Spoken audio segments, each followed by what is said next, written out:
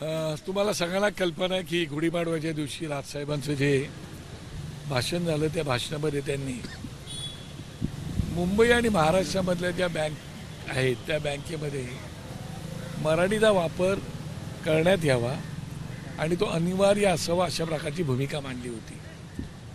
आणि भूमिका मांडत असताना त्यांनी हे पण एक प्रकारे सांगण्याचा प्रयत्न होता त्यांचा, काही नियम आहे रिझर्व्ह बँकेने त्यासाठी परिपत्रक काढलेलं आहे, ते परिपत्रक मी तुम्हाला देणार आहे.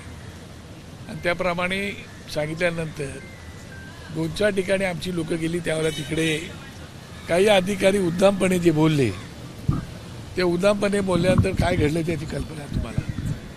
आणि त्याच वेळेला आम्ही या ठिकाणी इंडियन बँकिंग असोसिएशन म्हणून जी एक संस्था आहे, ज्या संस्थेचे डायरेक्टर जवळजवळ सगळ्या भारतामध्ये काम करून आलेले असतात, जवळजवळ त्यांना बऱ्याचशा भाषेची माहिती पण असते. 1946ला सुरू झालेली ही असोसिएशन आहे. देशाला स्वातंत्र्य मिळण्याच्या अगोदर 1 वर्ष. आणि त्या असोसिएशनचे अध्यक्ष अतुल कुमार गोयल आहेत आणि त्यांची आम्ही आज वेळ घेतली होती आणि आम्ही सगळे नेते मंडळी त्या ठिकाणी त्यांना भेटायला गेलो होतो.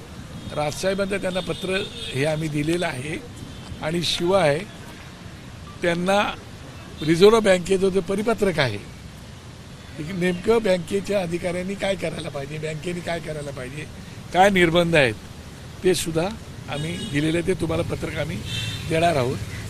पण मला दुर्दैवाने एक गोष्ट सांगावीशी वाटते की आता त्या ठिकाणी आम्ही गेल्यानंतर त्या ठिकाणी लिगल डिपार्टमेंटचा एक फक्त मराठी अधिकारी आहे आणि त्या मराठी अधिकाऱ्याचं नाव आहे राजीव देवल, सिनियर ॲडवायझर आहेत लिगलचे. बाकी त्या ठिकाणी दुर्दैवाने मराठी अधिकारी कोणी नाही. त्याच्यात अतुल कुमार गोयल हे मुख्य कार्यकारी अधिकारी आहेत, गोपाल मुरली भगत हे उपकार्यकारी अधिकारी आहेत, ब्रजेश्वर शर्मा वरिष्ठ सल्लागार, शिवकुमार शर्मा वरिष्ठ सल्लागार, श्रीनिवासराव वरिष्ठ सल्लागार, त्याच्यानंतर चंद्रशेखर, संजय श्रीवास्तव हे सगळे वरिष्ठ सल्लागार आहेत. आणि बाकी मुक्ती पानसरे प्रबंधक जे म्हणजे ते काही आहेत मराठी अधिकारी 2-3 म्हणजे जनरल मॅनेजर, मेन ते डायरेक्टर बॉडी आहे ती सगळी. तर आम्ही त्यांच्याशी मराठी बोलत होतो. मी त्यांना म्हणालो 1946ला संस्था स्थापन झाले आणि दुर्दैवाने मराठी बोलणार एक पण माणूस आहे, तुम्ही मराठीत बोलायला पाहिजे, तुम्ही मराठी शिकलं पाहिजे. तर त्यांनी आता आम्हाला सगळ्यात पहिलं महत्त्वाचं त्यांनी प्रॉमिस केले, शब्द दिलाय की आम्ही आता मराठी नक्की शिकू आणि आम्ही मराठीमध्ये प्रयत्न करू. आणि आम्ही त्यांना दुसरी विनंती केलेली आहे की तुमच्या दर महिन्याला ज्या ज्या नॅशनलाइज बँक आहेत, राष्ट्रीयकृत बँक आहेत, जिल्हा बँक आहेत, शहरातल्या बँक आहेत किंवा तालुक्यातल्या बँक आहेत, कोऑपरेटिव्ह बँक आहेत, त्या सगळ्या बँकेच्या चेअरमनची आणि एमडीची बैठक यांच्याकडे होती. त्या बैठकीमध्ये हा रिझर्व्ह बँकेची जी नियमावली आहे ती तुम्ही त्यांना दाखवा आणि त्यांना मराठी अनिवार्य आहे. एक तर मराठीला अभिजात भाषेचा दर्जा दिलेला आहे, त्यामुळे ती अनिवार्य आहे हे तुम्ही त्यांना सांगून त्या प्रकारची तुम्ही ते ताबडतोब करून घ्यायला पाहिजेत.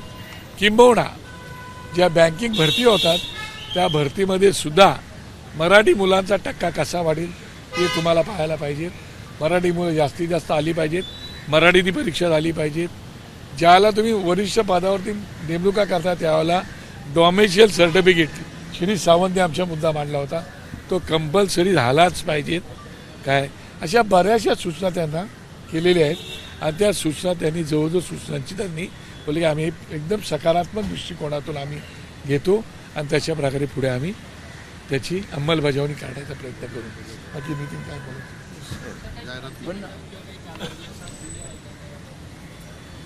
मला असं वाटतं की महिनाभराचा कालावधी त्यांच्यासाठी खूप झाला. त्यांनी महिनाभरामध्ये आता मिटिंग घेऊन सगळं करायला पाहिजे. त्याच्यानंतर त्यांचं कशाप्रकारे रिॲक्शन येते ते आपण पाहू आणि मग पुढचे काय करायचं ते करू. पण मला एकंदर त्यांच्या बॉडी लँग्वेजवरून, मिटिंग संपल्यानंतर बोलण्यावरून, आमच्यासोबत बोलताना ते हिंदीतच बोलत होते. दुर्दैवाने एक मराठी माणूस होता, तो मराठीत बोलत होता, बाकी हिंदी 1-2 जण ते बोलत होते.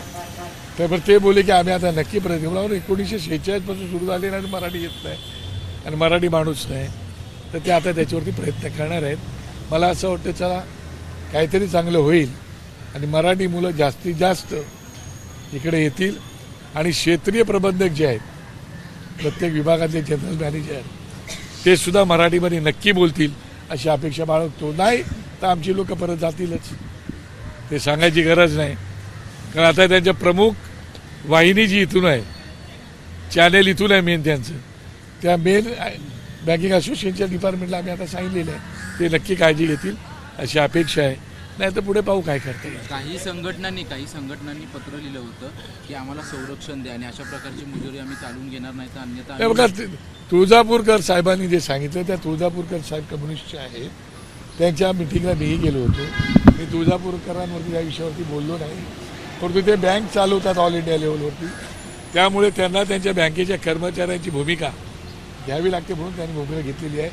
पण तुळजापूरकर आहेत औरंगाबादचे, संभाजीनगरचे, त्यांच्या मनातही आहे, मी बोललो त्यांच्याशी, पण त्यांनी ती भूमिका घेतली तर त्यांना ती भूमिका बरोबर पटलेली आहे, कळलेली आहे.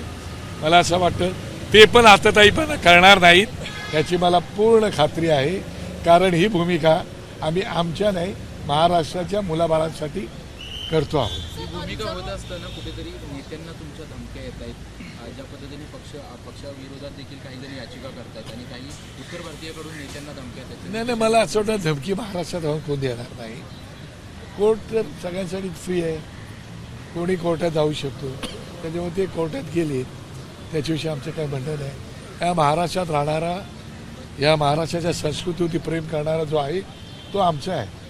आमचं म्हणणं एवढं तर तुम्ही मराठी बोलला तर तुमचा सन्मान आमचे पोलीस पण राखतील. तुम्ही ज्या राज्यात जाता त्या राज्याचा सन्मान तर राखलाच पाहिजेत. ती मागणी करणे काय चुकीचं नाही, त्यामुळे कोर्टात जाणं वगैरे हे चुकीचंच आहे. पण ठीक आहे, त्याला कोर्ट पण बघेल ना.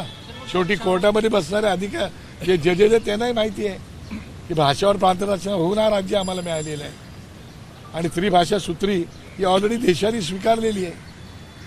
पक्षाची मान्यताच रद्द करण्यात आता त्यांनी बोलल्यानंतर निवडणूक आयोग त्यांचं ऐकेल, कोर्ट त्यांचं ऐकेल, लोक ठरवतात काय करायचं ते. तो एकीकडे तुमचा मनसेचाच कार्यकर्ता होता. नाही, मला कल्पना नाही. त्याने प्रचार केला होता असे काही पुरावे समोर केला असेल, शुक्लाने प्रचार केला असेल त्याची मला कल्पना आहे, परंतु तो एवढा का भूमिकेत गेला तेही बघावं लागेल. सर, एक आता ज्या राष्ट्रवादी शरद पवार गटाच्या नेत्या आहेत त्या रोहिणी खडसे त्यांनी ट्विट केलेलं आहे की राजबंधू कुठली तरी महाशक्तीच तुमच्या पाठी लागलेली आहे की तुमच्या पक्षाची मान्यता रद्द करावी किंवा प्रादेशिक पक्षाला संपवलं. मला वाटतं खडसेताईंना विचारा तुम्ही, ते त्या चांगल्या माहिती. रिझर्व्ह बँकचे रूल्स जे आहेत ते आतापर्यंत का पाळले जात नाही या संदर्भात काही त्यांनी सांगितलंय. नाही, मी म्हणून त्यांना बोलू की 1946 पासून तुमचं हे नियमावली त्याची काय पाळली जात नाही आहे. तेव्हा त्यांनी ती दिलगिरी व्यक्त केली आणि बोलली की आता आम्ही त्याच्यावरती काळजी नक्की घेऊ असं त्यांनी सांगितलं. सर, एक असा प्रश्न आहे की संजय राऊत यांना जेव्हा मनसेच्या बंदी संदर्भात प्रश्न विचारला तेव्हा त्यांनी असं म्हटलं की धार्मिक तेढ निर्माण करणाऱ्या भाजपवर आधी बंदी आणा, मनसेचं नंतर बोलू. मला असं वाटतं प्रत्येक पक्षाची भूमिका असते ती त्यांनी भूमिका मांडलेली आहे. आमच्या कोणाची कणव घेण्याची गरज नाही. पण तुम्हाला असं वाटतं की म्हणजे या भूमिकेमुळे ठाकरे गट टाळी देऊ शकतो आगामी काळामध्ये, कारण की तो विषय राज ठाकरेंचा आमचा नाही. पण तुम्ही हे केल्यानंतर या संदर्भात त्यांनी पाठशाळा मराठी शिकवण्यासाठी पाठशाळा मनसेनं पश्चिम उपनगरात काही बोर्ड लावले आहेत आणि त्यांनी आवाहन केले उत्तर भारतीय नागरिकांना की तुम्ही घाबरू नका, तुम्हाला मराठी येत नसेल तर आम्ही शिकवतो, असे बॅनर लागले. शिवसेना ठाकरे गट चांगलं आहे. मला वाटतं त्यांनी सेनाभवन खोलून द्यावं आणि तिथे शिकवणी घ्यावी, काय अडचण नाही. त्यापेक्षा त्यांनी मराठी लोकांना नोकऱ्या मिळायचे प्रयत्न करावे. काय अडचण नाही. चला, थँक्यू. तुम्हाला बराच वेळ थांबायला लागेल. एबीपी माझा, उघडा डोळे बघा नीट.